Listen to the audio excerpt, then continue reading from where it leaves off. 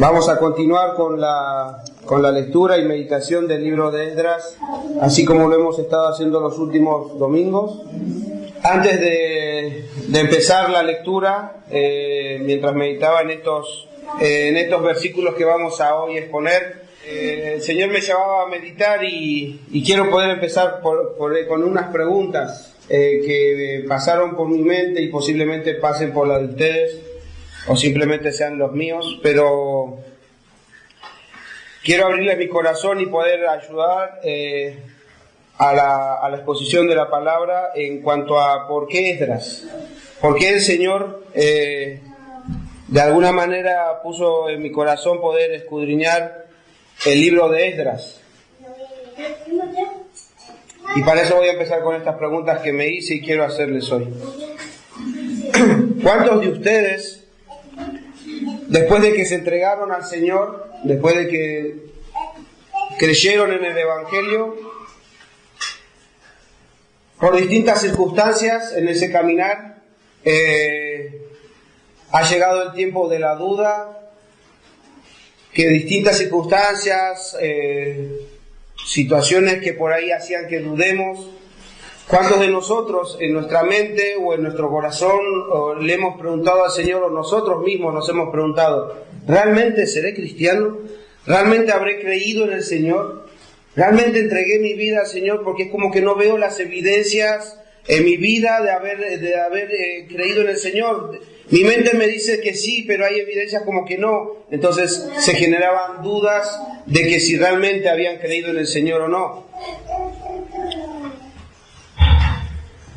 Y si no les pasó nunca eso, son dichosos, porque esas dudas han venido a mi mente muchas veces. Pero si les pasó, si han pasado ustedes por esas dudas, yo sé que el Señor los llevó a meditar en su palabra, yo sé que han escudriñado sus vidas y el Espíritu Santo por medio de su palabra los ha llevado a un convencimiento, los ha llevado a realmente poder decir: estoy en las manos del Señor. Y eso seguramente a los que han pasado por esas circunstancias les ha traído gozo, paz y saber: Señor, estoy en tus manos, y si estoy en tus manos, estoy bien. Eso en cuanto a lo personal.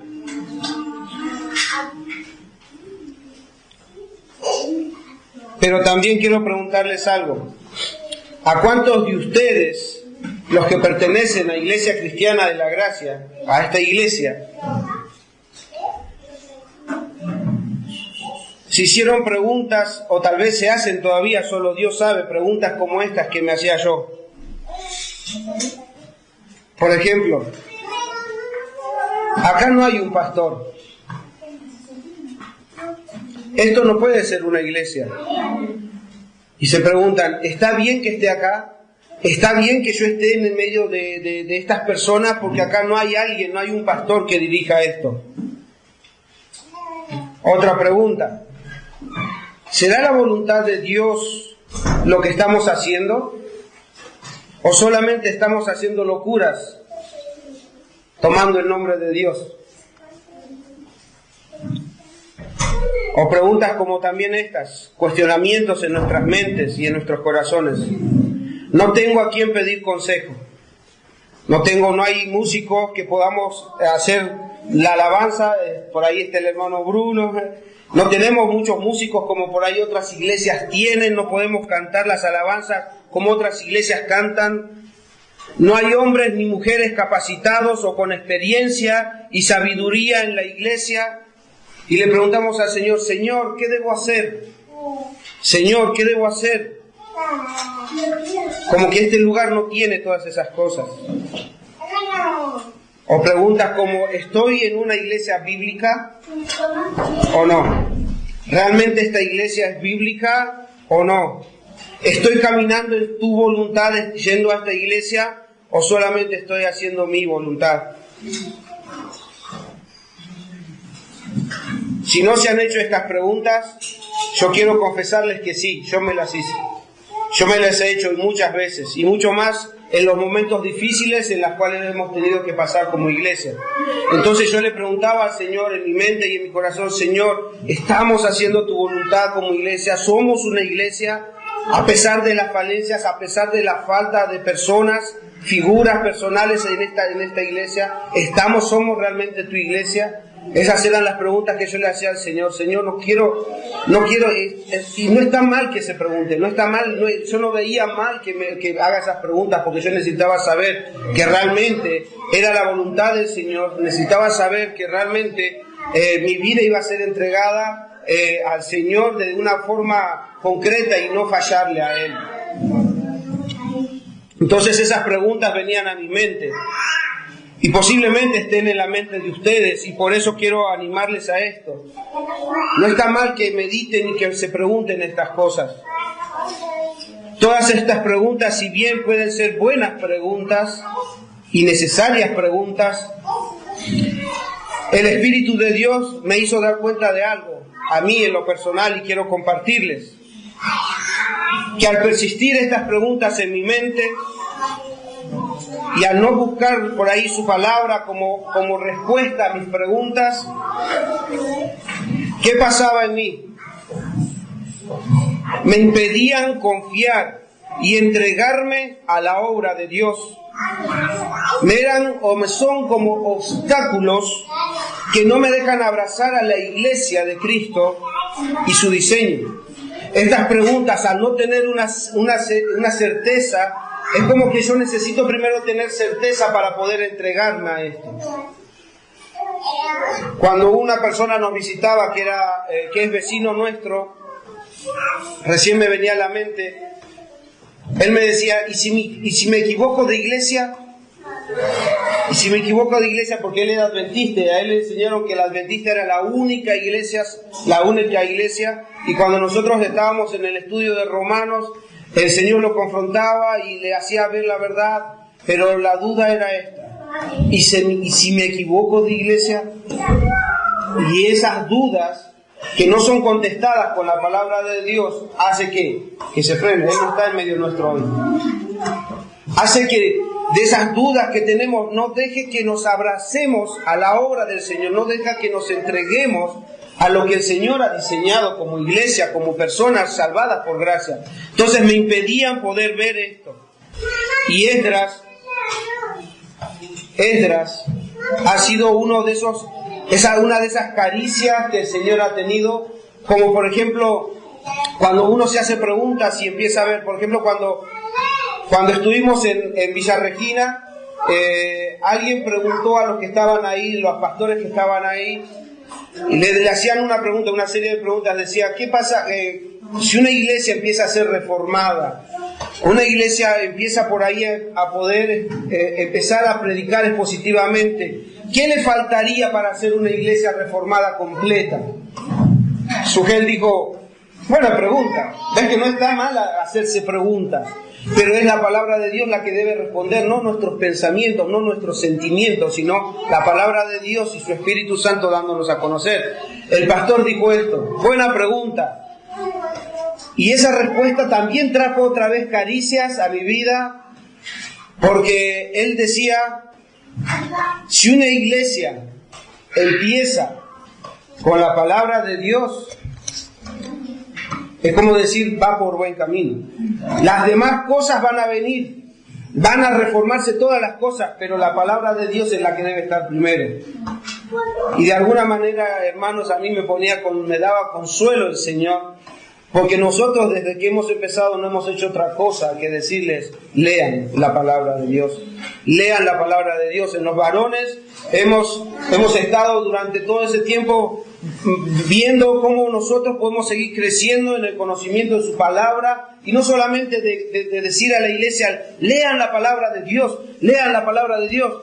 No, conozcan al Dios de la palabra, conozcan, relaciónense con Él, porque este Dios que está en la palabra es verdadero, es real. Y esta iglesia no ha dejado otra cosa de decirles, hermanos, lean, crezcan en el conocimiento, dependan del Espíritu Santo, creciendo en la palabra de Dios, porque el Espíritu Santo los va a llevar a la palabra de Dios. Y esas cosas traían consuelo. Cuando escuchaba esa respuesta decía, oh Señor, entonces no estamos tan mal. Y leyendo Esdras, el Señor ha usado este libro para enseñarme que somos la obra de sus manos, y el Espíritu de Dios me ayude a poder compartirles a ustedes lo que el Señor me llevó a meditar conforme a Esdras. Cuando iba leyendo Esdras, hermanos, el Señor me transportaba de alguna manera, no se imaginen que me llevaba a un lado, sino con su palabra, me llevaba al Éxodo, me llevaba a la edificación de la nueva iglesia, y es como que me hacía un panorama de decir, mira, cuando yo obro, hago de esta manera, y si estás dentro de ese círculo de cómo yo obro, estás bien, y estamos bien. Entonces eso me llevaba de ánimo. Entonces yo le ruego al Espíritu Santo que me ayude a compartirles el gozo que me trajo al meditar en estos pasajes y ver a lo largo de la Biblia que cuando el Señor obra, pasan cosas que nos ayudan a discernir que no son obra de hombres, sino que Dios, que es Dios y solo es Él el que quiere llevarnos a contemplar su iglesia, a contemplar la obra de sus manos. Él quiere llevarnos, y quiero poder compartirles esto, a que veamos que todo esto es obra del Señor. Y si se han hecho esas preguntas que yo me he hecho ahí, el Señor las ha respondido por medio de su palabra y mostrándome a través del libro de Esdras su obra. Entonces esto nos va a ayudar a nosotros a discernir realmente cómo el Señor obra, para que nosotros veamos si estamos por buen camino o no. Así que bueno, dicho esto, habiéndoles compartido un poco el sentimiento que el Señor me ha traído al escudriñar Esdras, al ver todo ese contexto que estaba sucediendo ahí y el contexto bíblico de cómo el Señor obra, vamos a pasar a leer, pero antes quiero encomendarme al Señor. Sí, vamos a orar, por favor. Señor, gracias por permitirme, Señor, abrir mi corazón a mis hermanos. Solo tú conoces todas estas preguntas que han pasado por mi mente, y solo tú conoces las preguntas que mis hermanos pueden hacerse, Señor. Pero te ruego, Padre Santo, que tú me ayudes por medio de tu Espíritu Santo a traer consuelo, así como has traído a mi vida, Señor. Al escudriñar este libro, Señor, a medida que lo vamos desarrollando, Señor, permíteme, Señor, mostrarles a mis hermanos el deleite, el gozo de saber que estamos en tus manos, Señor. Que todo esto no es posible que sea una obra de hombre, Señor, sino la obra de tus manos, Señor. Y si estamos en tus manos, estamos bien, Señor. Ayúdame, Señor. Ayúdame a compartirles a mis hermanos lo que tú, Señor, has puesto en mi corazón, en mi vida, Señor, trayendo tu palabra a mis preguntas, Señor. Ayúdame, Señor. Tú sabes que soy débil y me cuesta estar aquí, Señor. Tú sabes, Señor, mis debilidades, las tentaciones que vienen a mi mente. Perdona mis pecados, Señor, y ayúdame, Señor, a transmitir tu palabra, Señor. Y que podamos ver juntos como iglesia, Señor, tu obra, Padre, en medio de nosotros. Gracias, Señor, te doy. Acompáñame, Señor, te lo pido en el nombre de Cristo Jesús. Amén, Señor. Bueno, entonces les dije que podamos abrir nuestras Biblias en Esdras. Vamos a estar leyendo del capítulo 1, vamos a estar leyendo los versículos del 5 al 8, y después de ahí vamos a pasar al capítulo 2, y vamos a estar viendo los versículos del 68 al 70, para poder un poco mostrar cómo continúa esta obra que Dios empezó. Las semanas pasadas vimos cómo el Señor llama a este pueblo para reedificar su templo que estaba en Jerusalén. Vamos a leer ahora el capítulo 1, versículos 5 al 8. Dice así la palabra del Señor.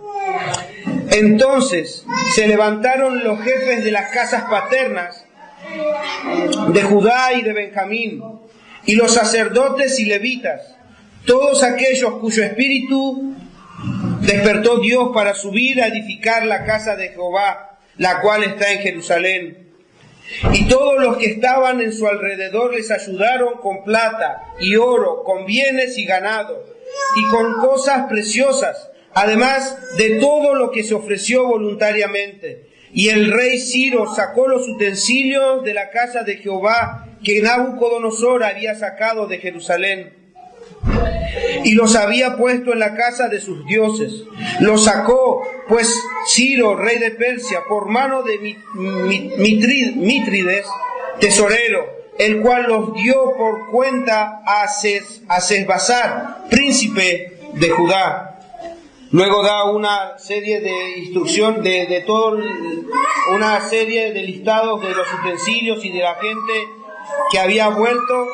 Ahora vamos a pasar a capítulo 2, del 68 al 70, y dice ahí: y algunos de los jefes de las casas paternas, cuando vinieron a la casa de Jehová que estaba en Jerusalén, hicieron ofrendas voluntarias para la casa de Dios, para reedificarla en su sitio. Según sus fuerzas dieron al tesorero de la obra 71,000 dracmas de oro, 5,000 libras de plata y 100 túnicas sacerdotales. Y habitaron los sacerdotes, los levitas, los del pueblo, los cantores, los porteros y los sirvientes del templo en sus ciudades, y todo Israel en sus ciudades. Vamos a estar viendo estos versículos, vamos a estar estudiándolos. En los primeros versículos, si bien recordamos la semana pasada, Dios estaba llamando a este pueblo. En los versículos de 5 al 8 podemos observar que no todos respondieron a ese llamado que el rey había hecho, pero que un grupo importante comenzó este largo y peligroso viaje. Los que sí respondieron fueron aquellos cuyo espíritu despertó Dios, cuyo espíritu Dios había movido para subir a edificar la casa de Jehová. Y los que no tenían sus razones. Un hermano dice al respecto, ¿cuáles eran las razones de que los que no respondieron tenían? Dice así: muchos cautivos prefirieron la comodidad y la seguridad que tenían en Babilonia en lugar del peligroso viaje a Jerusalén, y por lo tanto decidieron permanecer en Babilonia. ¿Recuerdan la semana pasada cuando los historiadores nos ponían en el contexto? Este viaje, ¿cuánto iba a durar? A ver, ¿quiénes recuerdan? 4 meses. 4 meses.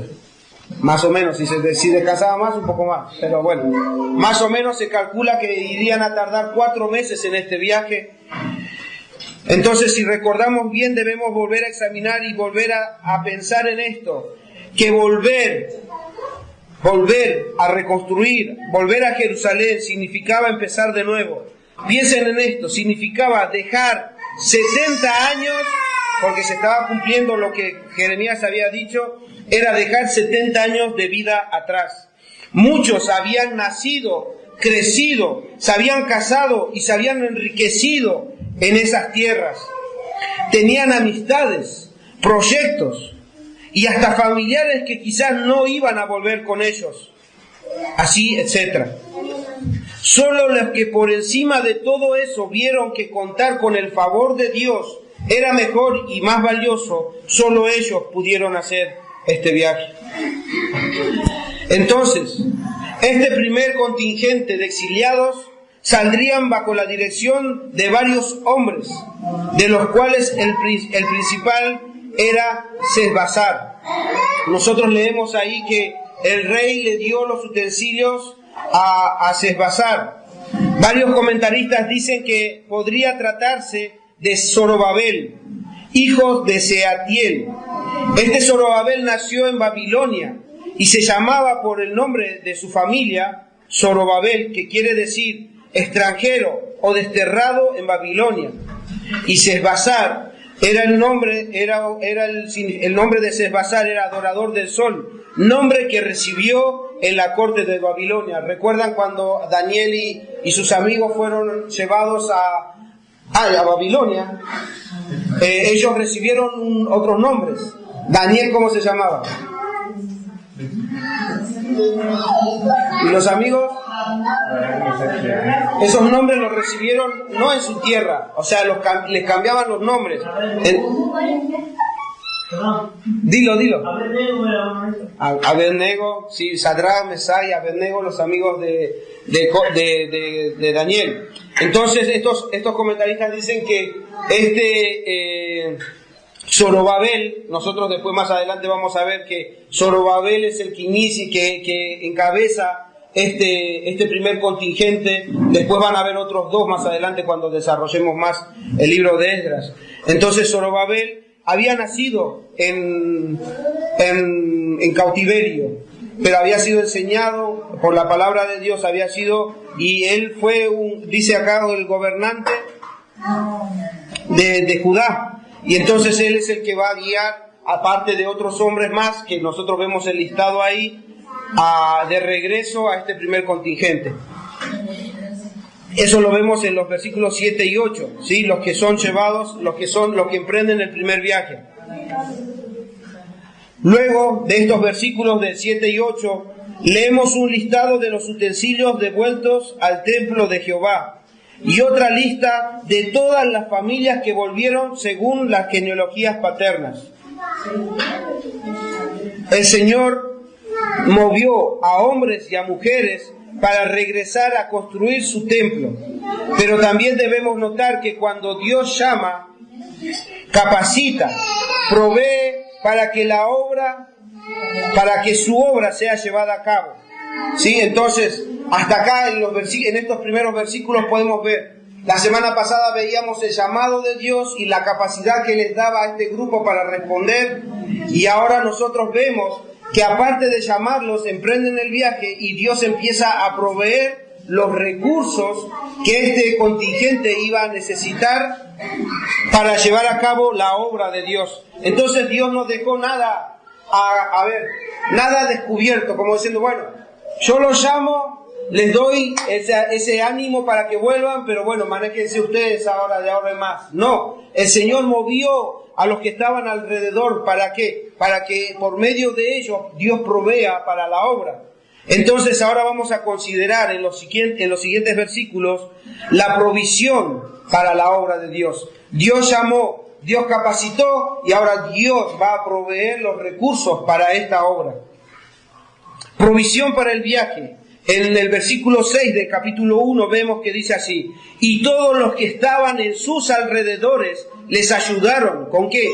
Con plata y oro, con bienes y ganado, y con cosas preciosas, además de todo lo que se ofreció voluntariamente. Entonces Dios ya estaba proveyendo por medio de otras personas, les estaba dando lo que necesitaban, incluso hizo que los utensilios regresaran a su lugar.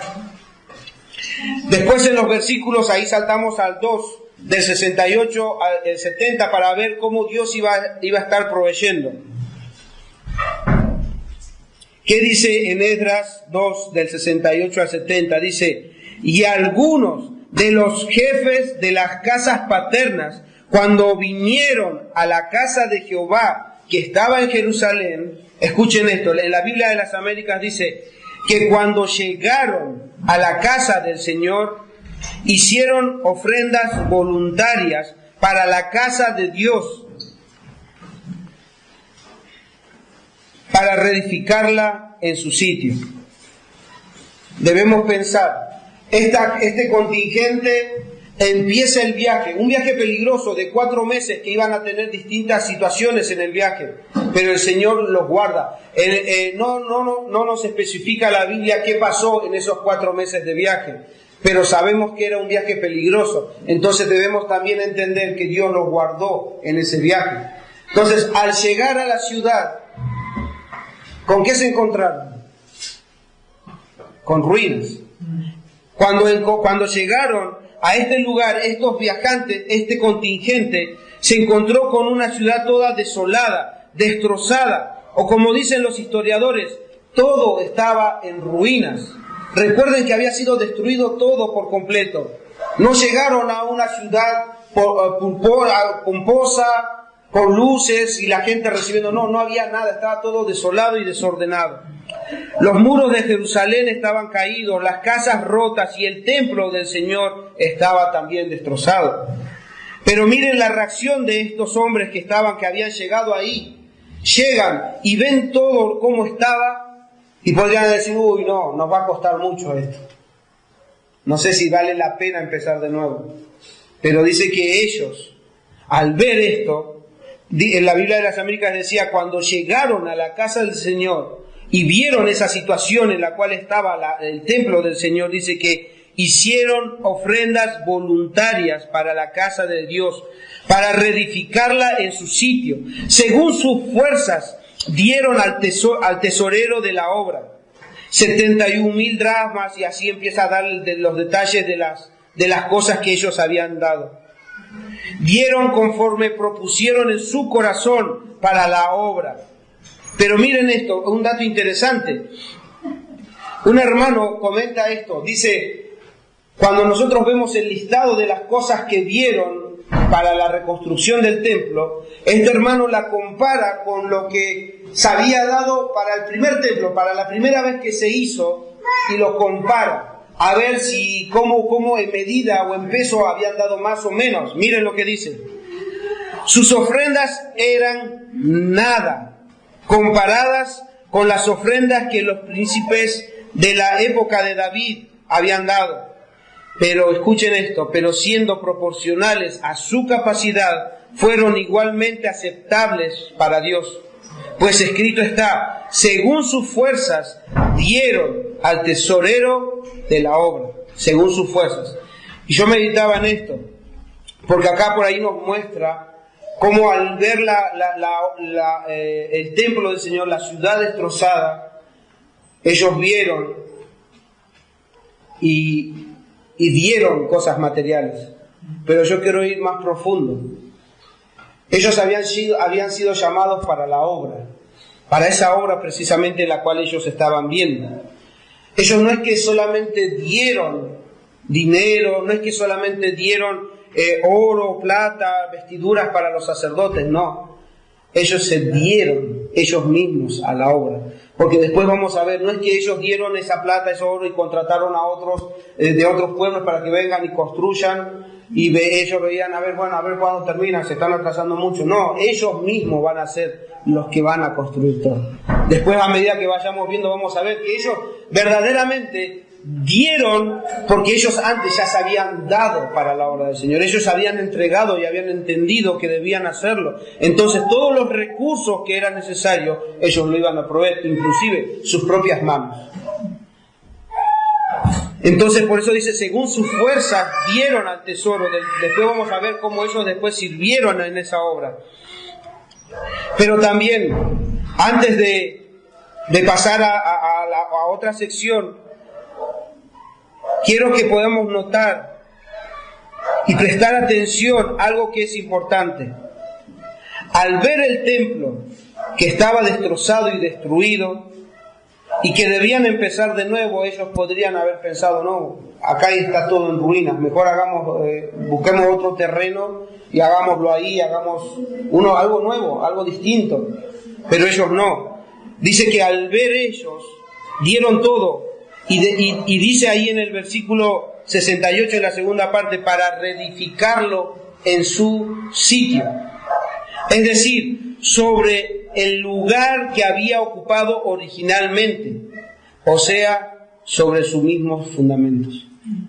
Ellos no tenían que inventar algo nuevo, solo debían reedificarla sobre el mismo fundamento, y al verla destruida, fueron movidos a dar para reedificarla.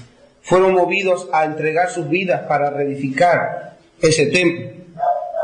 Hasta ahí lo que la Biblia nos enseña en el Antiguo Testamento de Esdras, cómo habían sido movidos estos hombres llamados, capacitados para ir y hacer este viaje. Pero también vemos que Dios no los dejó solos, sino les había provisto de todo lo necesario para la obra. Y así como la vez pasada mostraba cuadros, voy a estar haciéndolo constantemente en todos los relatos de Esdras. ¿Por qué? Porque quiero mostrarles que la obra del Señor, cuando Él empieza una obra, es similar a la obra. Entonces vamos a estar viendo constantemente en todo el libro de Esdras, vamos a estar viendo pasajes de Esdras y vamos a estar viendo pasajes del Nuevo Testamento, cómo Dios De la misma forma, son similitudes, eso trajo consuelo, puedo decir. Así, de esta misma forma, obra Dios con su iglesia, de la misma forma la construye y Él provee todas las cosas para la iglesia. Entonces ahora, después de haber analizado brevemente estos versículos de Esdras, viendo la provisión de Dios para los llamados y capacitándolos a este pueblo, ahora vamos a ver la segunda sección en el Nuevo Testamento. Ahora vamos a ver un poco la obra de Dios en la edificación del nuevo templo, que es la iglesia. Hemos visto la particularidad de la reedificación, como Dios hizo todas las cosas. Ahora vamos a ver, miren qué similitudes hay en la edificación del nuevo templo, la iglesia. Y así como vimos la semana pasada, también en estas circunstancias, los que iban a ser parte de esta obra debían unirse y seguir al Rey que los llamaba, dejándolo todo, cargando su cruz y negándose a sí mismo. Recuerdan que hemos visto esos pasajes la semana pasada. Y también dijimos que para que puedan responder necesitaban la obra del Espíritu en sus vidas y ser movidos a responder voluntariamente. Así como el pueblo había sido, dice, despertado, había sido movido por Dios, este pueblo que iba a hacer la edificación de este Dios, este nuevo pueblo, este nuevo templo, también cuenta con esas características, porque ninguno de nosotros podía ser partícipe de eso si no éramos movidos por el Espíritu de Dios. Entonces necesitábamos ese mismo movimiento del Espíritu Santo para que después voluntariamente nosotros podamos entregarnos a su obra. Entonces, si estamos en esa misma circunstancia de que se va a construir algo así como ellos habían visto dónde vamos a construir y qué es lo que vieron, los fundamentos. Y entonces si nosotros tratamos estos versículos y vamos a ver cómo Dios ahora iba a edificar su nuevo templo, la iglesia, debemos considerar entonces cuál es el fundamento, cuáles son los cimientos. Piensen en esto. Nosotros vemos este edificio, acá, donde estamos reunidos. Podemos ver ahí las columnas, podemos ver estas paredes, el techo. Pero abajo de eso hay algo que lo sostiene. Son unas zapatas así cuadradas y sobre eso está toda esta edificación. Entonces, para construir algo necesitamos poner base, necesitamos poner fundamento. Y Dios, para construir, así como en el Antiguo Testamento sobre los que habían llegado al pueblo de Israel de nuevo, tenían que reconstruir sobre las mismas bases. Ahora debemos considerar que si vamos a construir algo, ¿sobre qué fundamento va a construir Dios?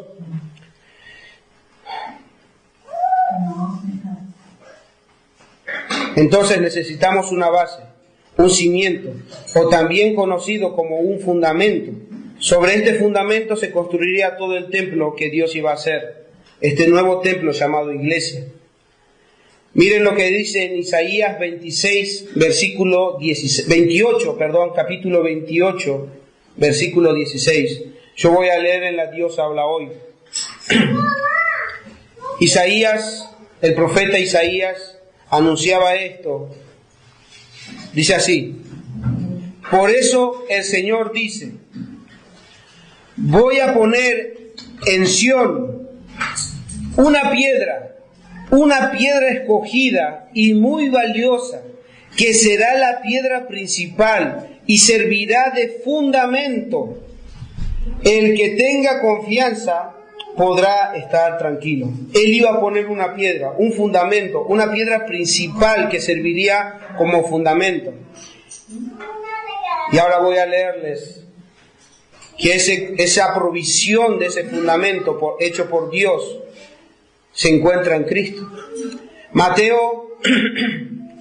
Mateo 16, del 15 al 18, en el contexto cuando Jesús empieza a preguntar a sus discípulos: ¿quién dice la gente que soy yo? ¿Qué opinión tiene la gente de mí? ¿Quién dice la gente que soy yo?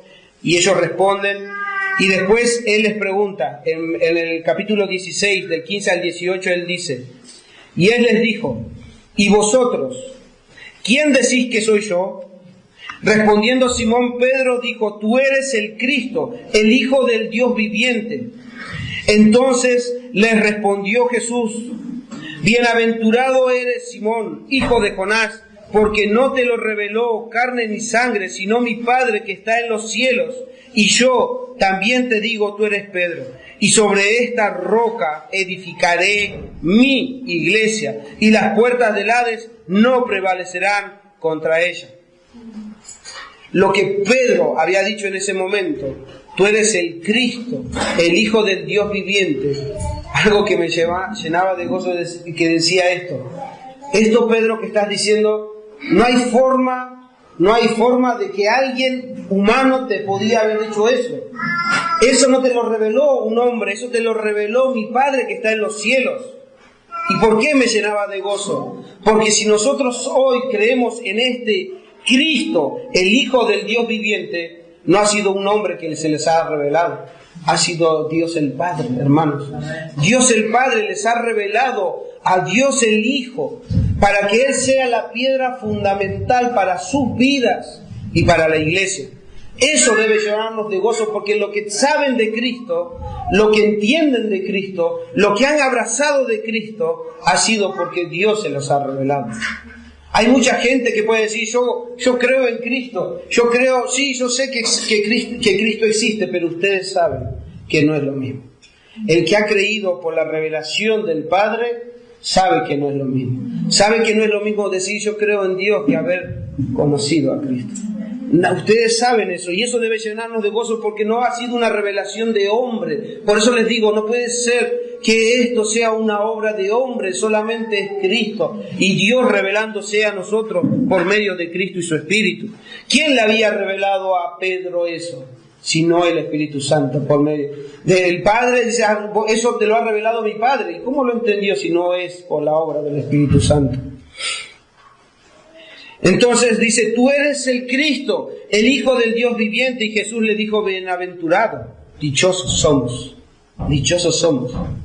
Bienaventurado fue Pedro por recibir esa revelación de lo alto, y bienaventurado es todo aquel que cree en esa misma confesión.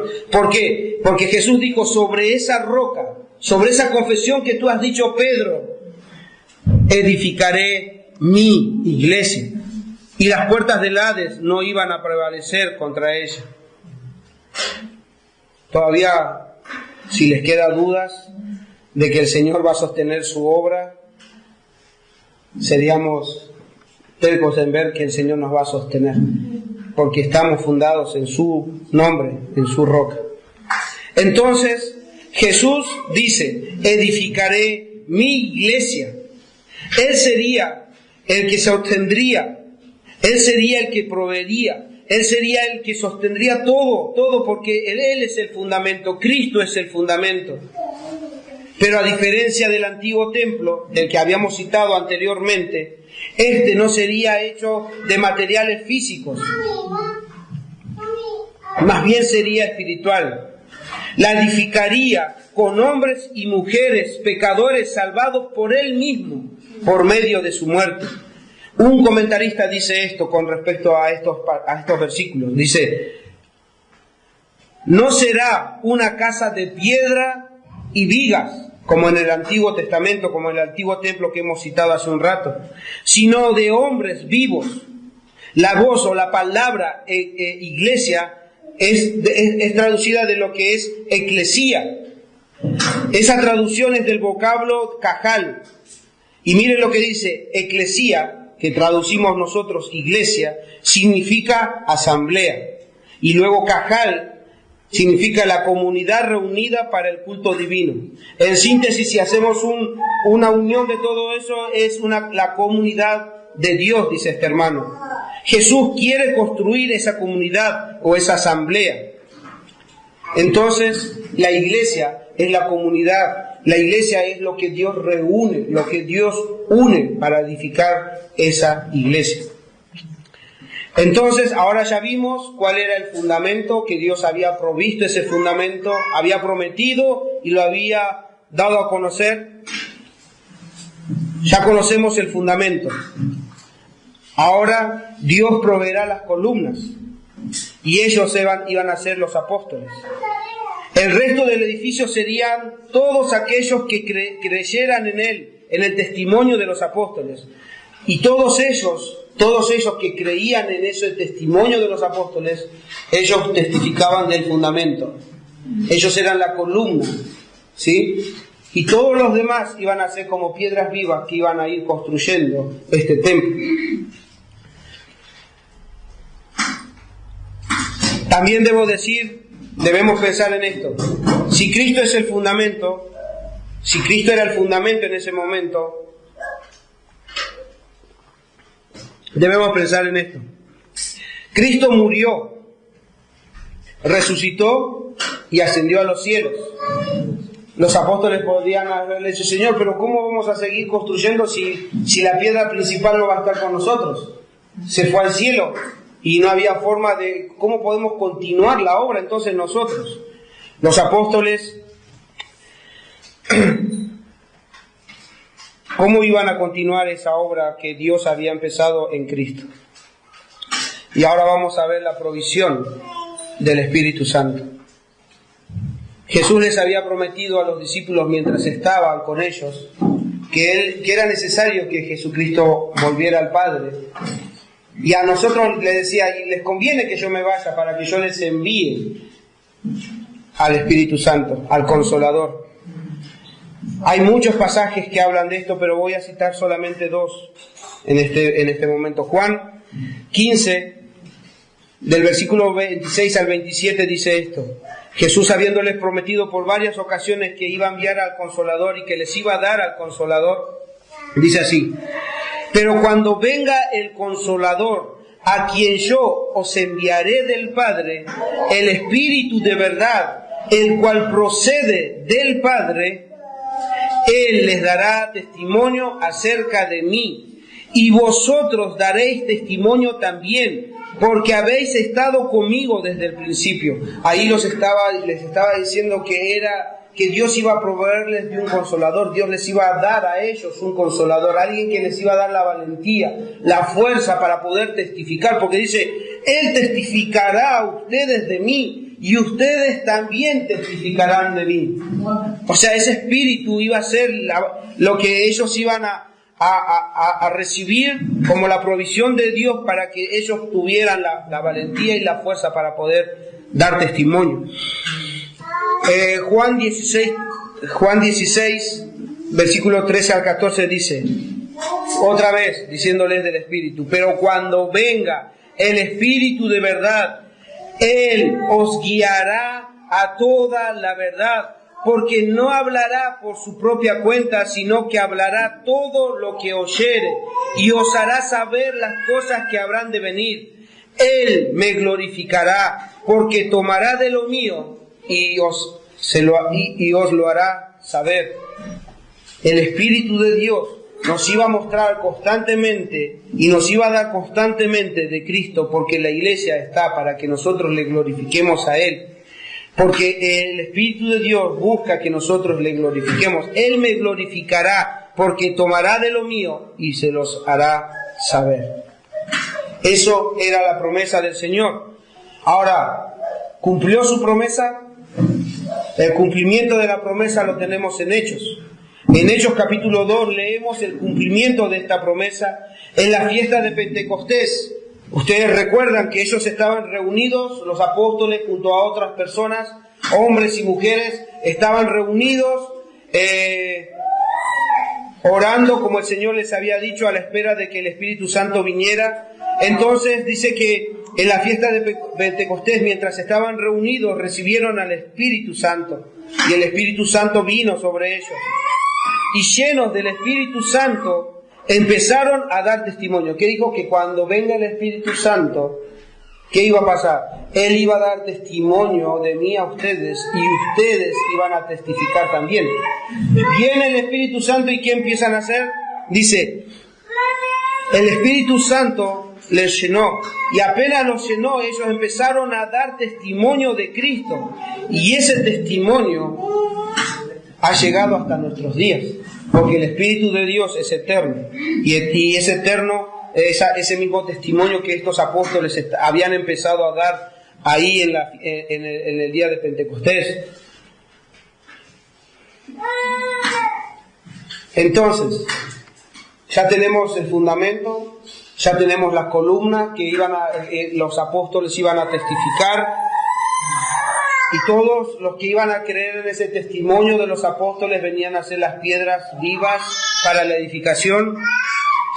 Por último, quiero también resaltar algo que me llama inmensamente la atención. Dice, quiero resaltar la transformación en la vida de los que habían creído en Cristo. Una obra que solo puede ser hecha por el Espíritu de Dios. Acompáñenme a Hechos 2. Hechos 2, voy a leer del 44 al 47. Recuerden, el Espíritu de Dios había venido y los apóstoles iban predicando el nombre de Cristo, el fundamento, la piedra principal que los judíos habían rechazado. Él les predicaba. ¿Y qué pasaba con las personas que creían? Sus vidas eran transformadas y de tal forma después se gozaban en Cristo y en la iglesia. Y miren lo que dice en Hechos 2, 44 al 47. Todos los que habían creído estaban juntos y tenían en común todas las cosas, y vendían sus propiedades y sus bienes y los repartían a todos según la necesidad que cada uno tenía. Qué parecido, ¿no?, a la imagen anterior, cuando vieron que tenían que construir. Dice que daban según sus fuerzas, daban todo, le daban oro, plata y todas esas cosas. Ahora resulta que estas personas habían creído en el Señor y de la misma forma son movidos a edificar esta iglesia. Y miren la provisión que también hasta material trae, porque dice que todos los que habían creído estaban juntos y tenían en común todas las cosas, y vendían sus propiedades y sus bienes, es como decir, según sus fuerzas daban, y lo repartían a todos según la necesidad de cada uno, y perseverando unánimes cada día en el templo, y partiendo el pan en las casas, comían juntos con alegría y sencillez de corazón, alabando a Dios y teniendo favor con todo el pueblo. Y el Señor añadía cada día a la iglesia los que habían de ser salvos. Eso no puede ser obra de hombre. Eso no. Porque todos sabemos que nosotros luchamos con el egoísmo, luchamos con el individualismo, pero el Señor quiere que vivamos en comunidad, que el Señor ha llamado a ser un pueblo, todos juntos. Y cuando estamos lejos, no quiere decir que nos desconectamos del cuerpo. Tendríamos que estar todavía unidos al cuerpo por medio de la oración. Y el Espíritu Santo nos hace sentir la oración de los hermanos y hace sentirnos que realmente estamos unidos como un mismo pueblo. Todos sobre el mismo fundamento y agarrados por las columnas, el testimonio de los apóstoles. Y así seguirá hasta que Cristo vuelva por su iglesia. El Señor va a ir manifestando constantemente su obra en cada uno de nosotros. En cada uno de nosotros. Él empezó la obra y la va a perfeccionar en cada uno de nosotros. Y nosotros debemos entender que si es la obra del Espíritu Santo, si es la obra que el Señor inició, es su obra. Entonces esas dudas que yo tenía, esas preguntas que me hacía, quedan dispersadas, quedan despejadas, porque puedo ver por medio de su palabra tanto cómo Él reedificó, proveyó, capacitó, y cómo Él puede hacer con cada uno de nosotros, y cómo lo ha hecho cuando edificó su iglesia. El Señor, cuando empieza la edificación, no solamente era Cristo, sino que Él llama a otras personas, y después se suman hombres y mujeres, y todos los que creían seguían ese mismo fundamento. Entonces es la obra de sus manos. Concluimos entonces diciendo y trayendo por 3 puntos. Y si el Señor los hace considerar otros puntos, compártanlo con los hermanos. Yo pude ver, solamente quiero compartirles 3 puntos que a mí me llevó a meditar. ¿Qué aprendemos de lo que vimos hoy? ¿Qué aprendemos de esta obra del Señor, tanto en la reedificación del templo y en la edificación de la nueva iglesia, que es el templo de Dios. Punto 1. Que si Dios quiere hacer una obra, Él es el que comienza y las personas responden. Si Él quiere hacer una obra, Él soberanamente hace la obra. Ninguno de nosotros no éramos merecedores de ser partícipes de esa obra, sino soberanamente Dios nos ha llamado, porque Él quiso, por su buena voluntad, Él nos llamó. Entonces lo que hacen las personas cuando Él empieza la obra es responder. Entonces, ¿qué aprendemos? Que Él es el que llama, Él es el que capacita, y Él es el mismo el que provee lo necesario para llevar a cabo su obra. Esto debe alentarnos, iglesia. El Señor proveerá todo lo que nuestra iglesia local necesite. Creámosle. Él nos dará hombres y mujeres llenos de su espíritu y de su palabra para seguir anunciando el testimonio de Cristo, pues es su obra, no la nuestra. Se trata de Él, no de nosotros, pero debemos creerle que Él es el que va a proveer lo que la iglesia necesite. Posiblemente no tengamos un MacArthur, posiblemente no tengamos un Sugel, posiblemente no tengamos un Piper, pero según sus fuerzas dieron, dice, y se entregaron a la obra. Posiblemente no tengamos una Nancy Lee DeMoss, pero quiero decirles algo, hermanos. Lo que la iglesia necesita, lo tiene. Lo que la iglesia necesita no son nombres. No son nombres. Lo que la iglesia necesita, Dios dice, Él la proveerá. Y lo que tenemos ahora es porque Dios lo ha provisto. Dios lo ha dado. Y como les dije, por ahí no tenemos eso. Y nuestro anhelo sería, porque en internet vemos a estos, o sea, yo no quiero, o sea, yo me deleité al verlos porque traen la palabra del Señor con mucho temor, mucha sabiduría, y es un gozo para la iglesia universal. Pero cada uno después vuelve a su iglesia local y debe entender que la iglesia local tiene lo que la iglesia local necesita.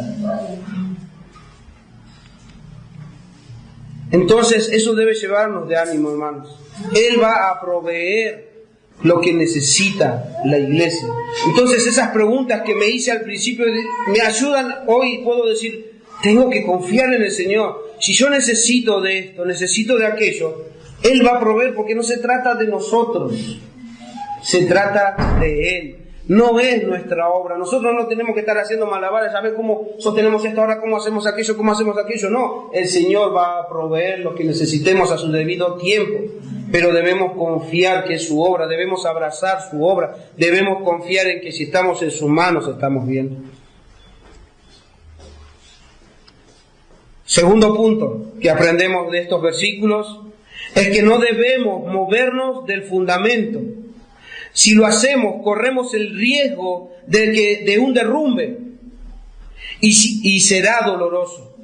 El fundamento está puesto, las columnas las sostienen y no debemos movernos de ahí, no debemos inventar algo nuevo.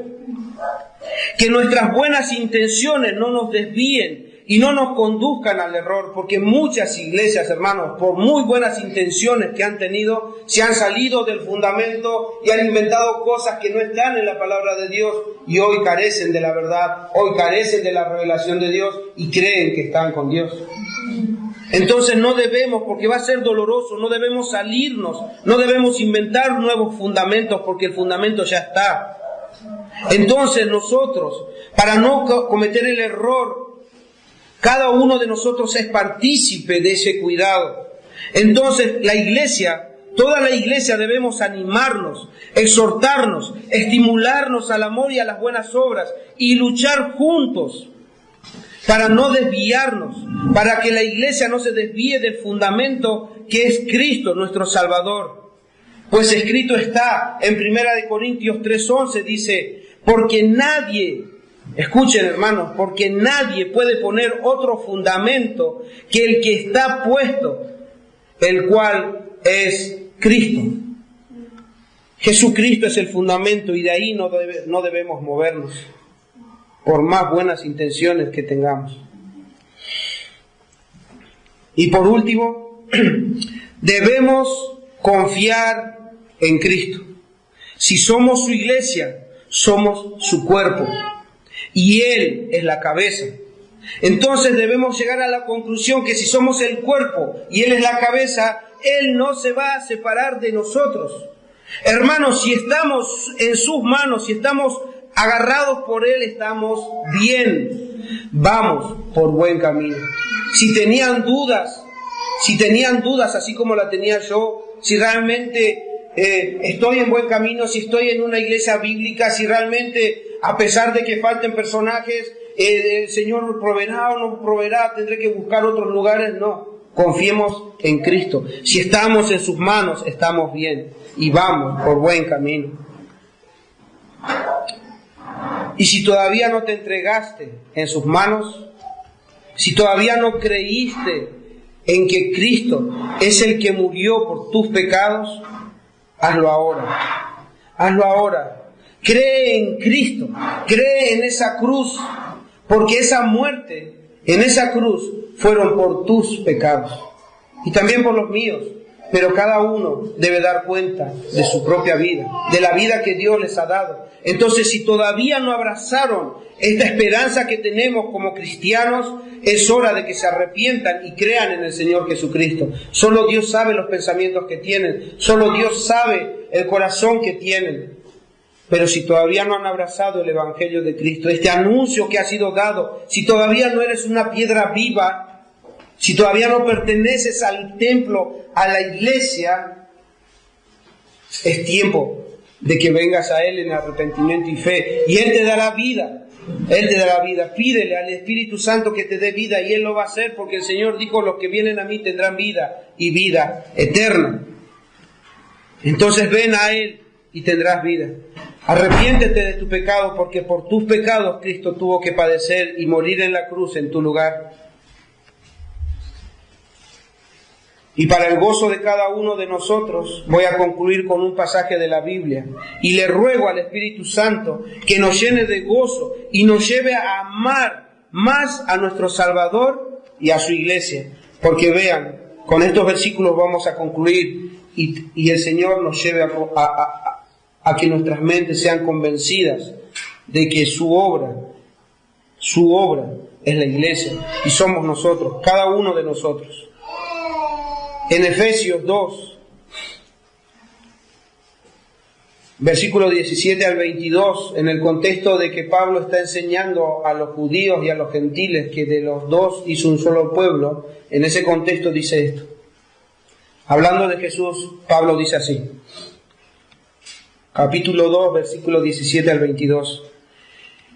Y vino, hablando de Jesús, y anunció las buenas nuevas de paz a vosotros que estabais lejos y a los que estaban cerca, porque por medio de Él, de Cristo, los unos y los otros tenemos entrada por el mismo Espíritu al Padre. Escuchen, hermanos, así que ya no sois extranjeros ni advenedizos, ni extraños, sino conciudadanos de los santos y miembros de la familia de Dios, edificados sobre el fundamento de los apóstoles y profetas, siendo la piedra principal,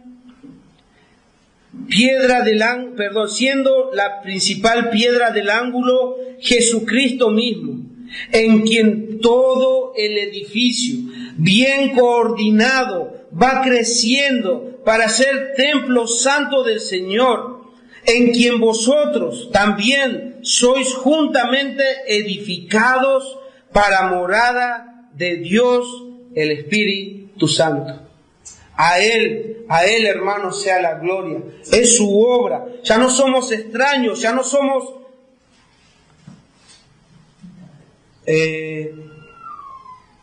ahora somos hijos, ya no somos bastardos. No me salía la palabra bastardos. Ya no somos enemigos, somos amigos. El Señor ha hecho esa obra y la va a continuar, pero pongamos nuestra confianza en Él. Cuando el pueblo se dispone, cuando el pueblo quiere y anhela hacer su voluntad y glorificar al Padre, Él lo va a hacer. Él lo va a hacer.